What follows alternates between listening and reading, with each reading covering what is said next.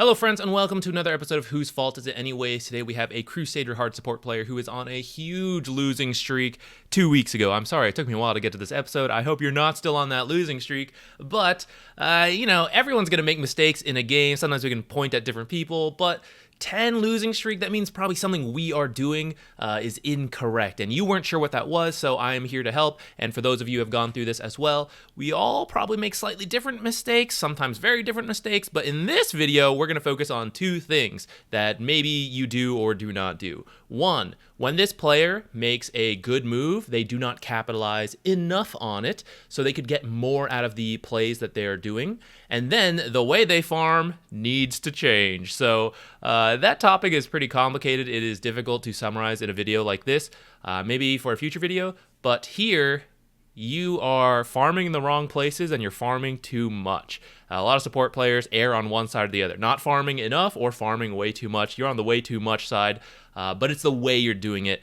For someone like Nature's Prophet, it's a little bit more nuanced because of the or because of the teleportation. So not every support's gonna apply this way, but because Nature's so good, many of you are probably trying him out when he's not banned, and so it's important to get this right. So let's get into it. First, it's a minute and 34 seconds into the laning stage. You know, things are going all right at this point. You got yourself a kill, you're de-warding this camp, and then you're gonna come gank mid. This probably should not have worked. One, if you're gonna teleport, you might as well commit TP on the high ground so that you are closer, but this Shadow Fiend just does not care that you're TPing in, and this should have actually been a kill, but Kunkka, I don't know, didn't use Torrent, should have cleaved the creeps. You could have been up on the high ground. There's several things both of you could have done right to actually get this kill, but it didn't pan out. And honestly, I wouldn't have even tried the higher up in MMR you go, because Shadow Fiends should have seen that teleport and then just immediately backed off. So it should have never been possible, but I guess for the bracket it'll work, so I guess you can do it, and then as you go higher realize probably shouldn't try this stuff, but you now need to get out. So I don't think you recognize, but this is pretty bad. You just walk back and forth in this mid lane. You're like, there's a rune here. No, just kidding. You can have it later. Now I'll walk this way. You just absorbed an entire creep wave from Kunkka. You took half that wave from him. And mid players are not happy about that stuff, especially if you didn't actually get the mid kill. This time, he's already doing well in this lane, so it's not the worst. And sometimes you end up absorbing some creeps anyways, but as much as you can help it, you don't want to do this. Especially because you ganked really early into the game, which means Spectre is on her own right now. And so you just keep, you spend so much time mid. What's Spectre supposed to do? She's actually perfectly fine because they don't punish her at all in this time. So although you do get a kill, by the time you finally walk back, the whole time you were there, you were splitting XP with Kunkka. If you did not find that Shadow Fiend kill, you would have just put him behind the Shadow Fiend. And so if you make this play consistently, a lot of the time it will not work out and you'll just be hurting your mid lane. And then by the time you finally walk down here, it's 3 minutes. So 3 minutes into the laning stage, 50% of this time you have left Spectre on her own, and she's at the top of last hitting because somehow Ogre and AA cannot punish her at all. She's full health. Again, this'll work depending on your bracket, but the higher up you go, she should just not have any farm right now. The last minute and a half should have been miserable for her because you weren't there. And your mid lane should have also been hurt because that was a really awkward gank. Compare that to this gank, it is much better. You probably should do a small pull here because this lane's pushing and it'll free you up to roam anyways. But you TP in, you manage to get a kill on this Shadow Fiend, great, and then you immediately walk back. There's a lot less time committed, and the timing of the gank is further in. When you left Spectre last time, she was level 2 versus 2 other level 2 heroes. That's tough. But if you spend more time in the lane, you win the laning stage, and then you leave, maybe Spectre has a level advantage over the other 2 heroes. She has more items, maybe she can do some jungling while you're gone. Now you're about to hit level 6 here, and it's where you start to get led astray. The ultimate you have to be careful how you use. I specifically said in my guide not to use this for farm.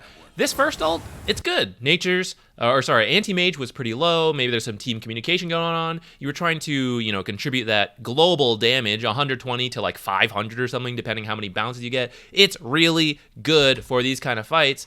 He's actually off screen. Poison Touch is going to finish him off, but that's okay. You were trying to help out with it. That is a good ultimate on support Nature's Prophet. We're going to follow this up by teleporting top to try to get this Magnus, and we're going to succeed. So here is a good series of plays you did. You ulted properly to get the anti-mage kill, or try to help with that, and you made a rotation to get a follow-up kill. How do we capitalize on this? We just got 2 kills up here. We're at a point in a game where we don't really need to be in the bottom lane anymore. We have 3 heroes here. This is an excellent time to take this tower, or to work on it. Maybe you don't get the full tower, but we're going to start getting there, right? We think about the stage of the game we're in. Kunkka's already got the mid tower, so let's start playing with Kunkka. Let's start playing with my team. Let's start taking these towers and make space for Spectre and allow her to just, I was about to say haunt, shadow step into these fights. Or we could walk all the way back to the bottom lane because we forgot the twin gate exists. Now, that's actually a little harsh on you. What you're doing is getting caught up in a bunch of small series of events. So you're like, the bounty rune, I gotta go get that. And I'm kind of okay with that. If you want to get the bounty rune, fine. And then immediately make your way back up here, though you could probably have just left it for Kunkka to get this, and then for Kunkka to come up top, and for you all to work on this tower, 4 of you together. That would have been great. Or we could get this bounty rune and then go, it's 10 minutes. I should go check those power runes. And again, okay, kind of true, right? Like, yeah, it's not there. Well, I guess to the next power rune spot then. I've got this illusion rune. Well, I guess I'm already here. I'll just keep walking bottom. So this whole time that you got those 2 kills top, you then just did absolutely nothing with it. Well, Zach, you got a bounty and illusion rune. Absolutely nothing with those kills. You should have taken this tower. The bounty rune is not that important. Like, 1 bounty rune missed here and there is not the end of the world. Plus, it wasn't really missed. Kunkka might have picked it up later. The power runes, Kunkka's in the mid lane. Kunkka could have gotten those power runes. You should be up here. Why are we coming back down here? What does Spectre need you? How are you supposed to set up any kind of gank with Shadow Step, which she does not have the mana for, if you are in her lane? Not only that, but while you're down here, you decide to farm this camp, and this is a negative movement. This is hurting your own team's farm. You're getting farm. That feels good. This is why support players have to be careful. Oh, yeah, great. Spectre is supposed to have this camp. Why are you taking it from her? Because you walk down here and you're like, I need to farm something. So you walk to the wrong spot of the map. You could have just stacked for her, and then she has a stacked camp to farm. You can even help her, do a little damage, let her get the last hits. That is positive farming because you are introducing more gold to your carry. If you were farming over here, you're getting gold that no one on your team would have gotten. It would have passed the 11-minute mark. No one would have touched this camp. So when you farm this camp, you're not stealing it from anyone, but this is taking farm that she should have. And so you're going to feel good. You're going to be like, oh, look at me. I got so much gold. And you're going to look at Spectre and be like, where's her gold? It's in you. You took her gold right here. While doing this, Kunkka is coming down here. So second ult, not bad. You see a gank happening. We are going to ult for damage right around here. Bam, look at that huge hit on that Ogre Magi. And now we are going to wrap up the kill with some X, Torrent, all that stuff. It's a little messy, but we got him. And just to show you guys, death summary, look at that big old chunk of Wrath of Nature damage. 454, that is a lot. You guys then dive a little bit hard for this AA. Not really necessary, you could just all be hitting that tower. So kind of going back to that idea of capitalizing more on the good plays. And then here, you can do it yourself, even without your team. Tank this tower for your catapult for a little bit, perhaps fortify the wave so the catapult survives for this creep wave to get up here, but instead you just run out. And so this tower, which you could have pressured off the kills you just got and all the heroes you have in the area, again, you just don't think about, oh, you medallion it, okay, but you don't really think about other ways you could have kept that catapult alive, sacrificing your own health when you can just teleport home and teleport back out, or fortifying, things like that. This tower could be dead. So here at 11 minutes, 37 seconds, we had a chance to severely damage this tower, and a chance to severely damage this tower, and we just didn't take either of those opportunities. I just gotta show you guys what Spectre did here, though. So Spectre's build, Naked Radiance, not great, especially against an anti-mage who is resistant to magic burn damage, but let's not worry about that. She comes over here, and I don't know, misclick or what, she buys a Perseverance. She just, oh god, what a, oh shit, don't sell, disassemble, sell. At this point, it's too, I don't know, guys. She just threw away like 400 gold for no reason and delayed her own sacred relic, and now she's like, oh god, they're coming here, run, panic. You TP over here to get the wisdom rune, that is fine, and then you ultimate. Now maybe your team is communicating and saying, hey, let's try to kill this Magnus, position 5 Magnus under the tier 2 tower with no one else showing. And we're gonna start that attempt with Wrath of Nature instead of letting them actually set something up and then ulting when you know it's actually gonna happen. This is a weird ult, but maybe, you know, maybe it was well-intentioned. Your team finally groups up and takes this tower, which, to put into perspective, you could have taken 5 minutes ago, but it's fine, we got it. Maybe we go group up. Kunkka died. Okay, so maybe poke this a bit, ward, and then just chill a little bit, wait for Kunkka, you know, just fall back, farm. Or we could use Wrath of Nature for 120 damage on Ancient Apparition under their tier 2 tower? And nothing else is going on? Unfortunately, I believe this is a farming ultimate. Now, to give you the benefit of the doubt, I think the reason you use these ults is because you're thinking, oh, I will push in the lanes and keep the pressure up.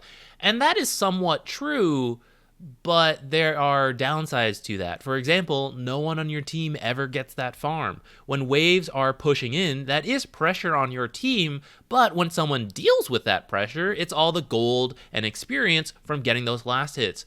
When you just use your ultimate and you just damage creeps like this, if you get the kill, at least you get the gold. You don't get any XP, but you get the gold and you push in the lane.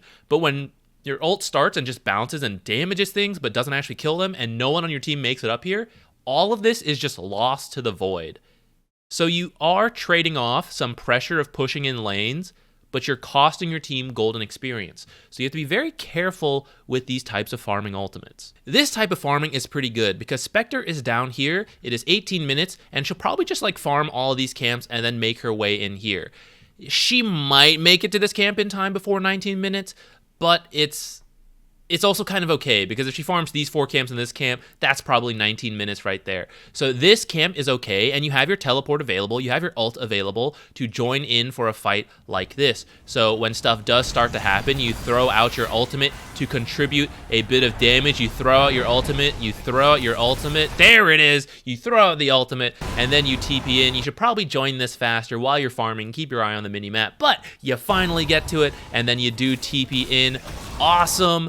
That is what I want to see. Farming a part of the map where no one else on your team can get to, and then joining a fight like this. I don't want to see any ultimates that are just purely for farming like this one. What is your team even doing? You're all on your own half of the map, just doing Tormentor. So you are just going to shove in waves that your team could get. Kunkka could get this mid wave. This lane is pushing in, so after you guys are done with Tormentor, you're going to move out. You guys would farm that wave, and maybe Anti-Mage even extends too far, and you can actually get Anti-Mage. Instead, you're going to push it in, so now Anti-Mage gets to stay here, and all of this farm just disappears into the void. Spectre, kind of waiting for this farm to push into here so she can farm all this and get this wave, and you're just going to kill it and keep it here. Here's another farming ult. Here's another farming ult. Your team pushed up, and now you're all going to fall back. That's okay. This is pretty dangerous to farm because they're all up, so maybe they're going to smoke out, and you guys are all scattering. That could be dangerous. But let's say some of them are dead. You feel good about farming as you back up. You still should not be the hero to do this. You are a support.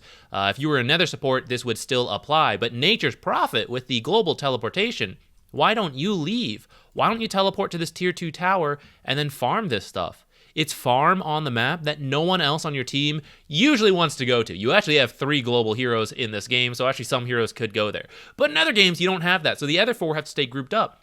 So they want to continue to play aggressively on the enemy's half of the map, so you guys can put pressure on them, you can take objectives, so they need to be up here, and all this farm goes to waste. Someone like Nature's, you TP here, you farm this stuff, you TP back into the fight as soon as it happens. Why are you farming the stuff that your core should do? Zakunka, he could farm that. Spectre could farm that. Dawnbreaker, where the heck is she? Dawnbreaker could farm that. Dazzle could farm that. Spectre is here de-warding while you're farming. What the hell is going on here? If you're a more standard support, you do not have the option to teleport away. You watch. You do what this Dazzle does. You de-ward while you're in the area, you sit close by, and you watch the cores farm. It's not the most fun and exciting thing, but that is what this situation calls for. When you want to play on the enemy's half of the map, your cores can't just not farm. They're going to fall behind. They need this farm. The supports typically don't. Of course, there are exceptions when you're really close to certain items. That would be fine. But Nature's, he's got 3K in the bank. He's kind of got what he needs. He could probably start working on a scythe,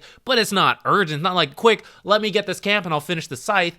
You'll get it eventually. You don't need it right now. Let's take a look at last hits. You're climbing up there, right? Despite the fact that you guys are pretty in the lead, your cores do not have a significant amount of last hits over the enemy cores.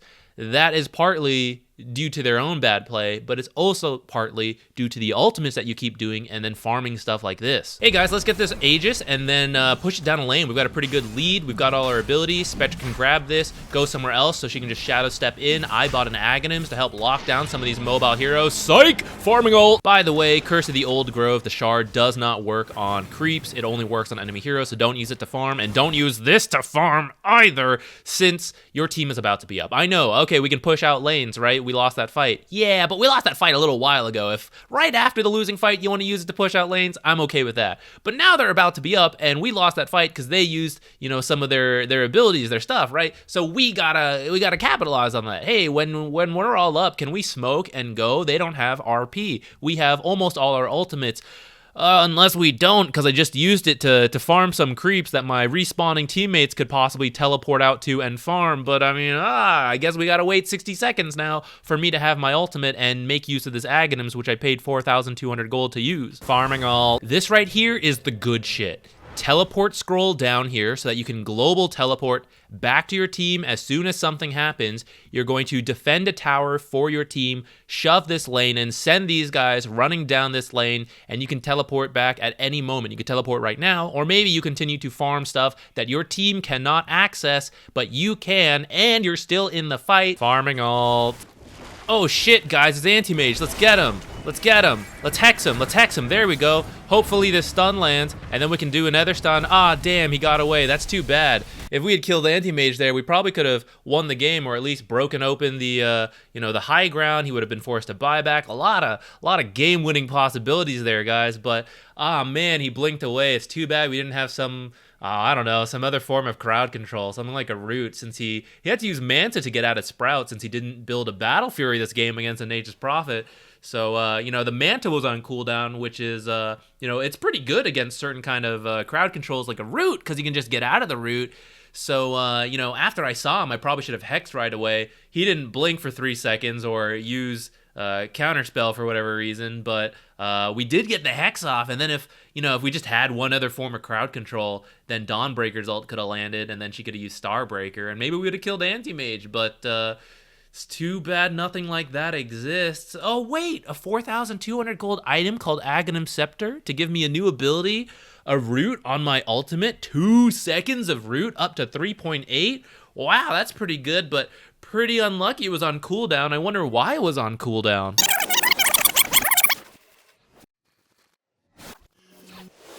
Ha ha ha, farming all. Your team does end up losing, and people were getting caught out by Magnus. Spectre, Dawnbreaker, I saw it. So it's not fully your fault, but I hope you see how you could have done things better, because your last hits are really high, and so the enemy core last hits and net worths are better than your cores, and part of that's because they started to win here at the end, but despite the huge lead you had, they fell behind, and it's because you keep taking farm from them.